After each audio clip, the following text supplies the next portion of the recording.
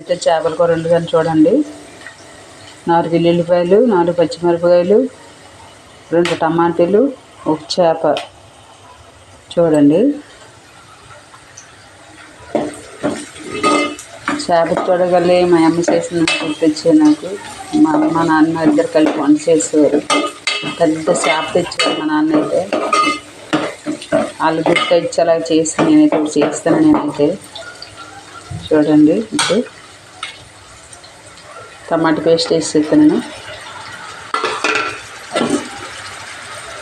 ఉప్పు, కారం, 2 స్పూన్లు కారం, గడ్లుప్పు వేసాను. చూడండి, నేనైతే సాల్ట్ వేయట్లేదు. 1 స్పూను సాల్ట్, గడ్లుప్పు. చూడండి,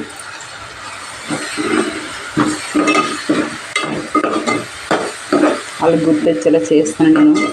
పెద్ద చేప తెచ్చాను మా నాన్న అయితే. చాలా పెద్ద చేప తీసుకొచ్చేవారు. ఇలా ఉండేవారు మా అమ్మ నాన్న ఉండేవారు. వాళ్ళు గుర్తొచ్చి చేప చూడవాలి ఇలా చేస్తే బాగుంటుందేమో అనేసి ఇది చేస్తాను నేనైతే. చూడండి ఒకసారి, చూడండి.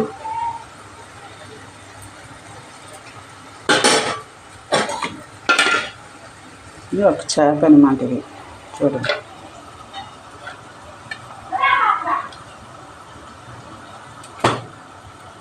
ఒకసారి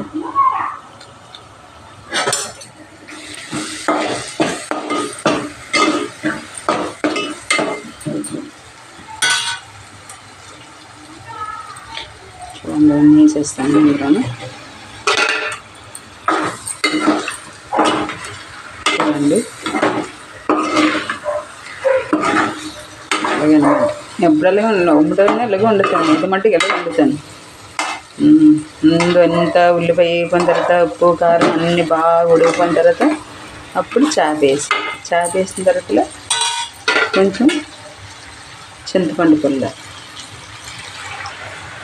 వేసి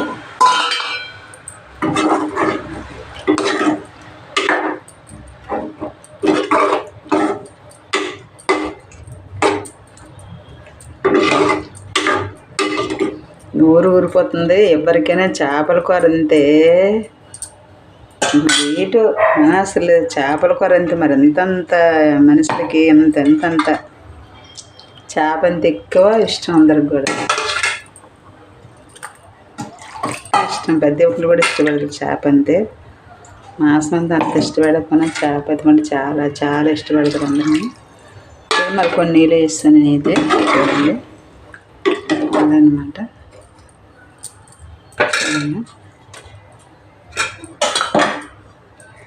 చూసారా చేపల కూర ఎంత రెడ్గా ఉందో, అంత కలర్ఫుల్గా ఉంది. చూసారా,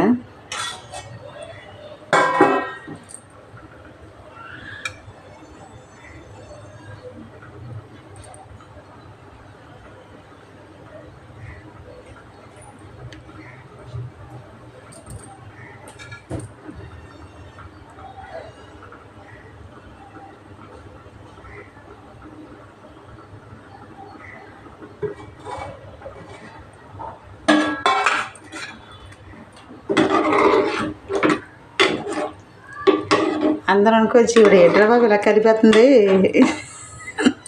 ఫ్రెష్ ఇరిగిపోతుంది కానీ ఎరగదు. ఎందుకంటే బేషన్ ఎరడిపు ఉంది కదా, అందుకోసం కుదురుంగా తప్పలు అయితే ఇరిగిపోద్ది, బేషన్లు అయితే ఎరగదు. ఏ ముక్క పలంగా ఉందో చూసారా, ఎరగడుగుతుంది చేప అయితే. చూడండి, ఇంకోసారి మూత పెడతాను.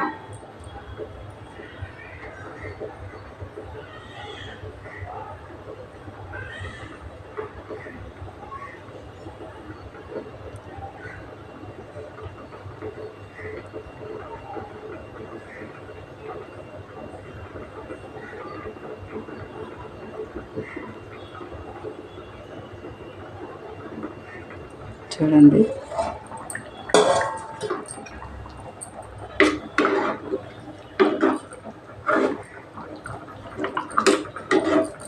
చూరా చేపల కూర అయిపోయింది. చేపల కూర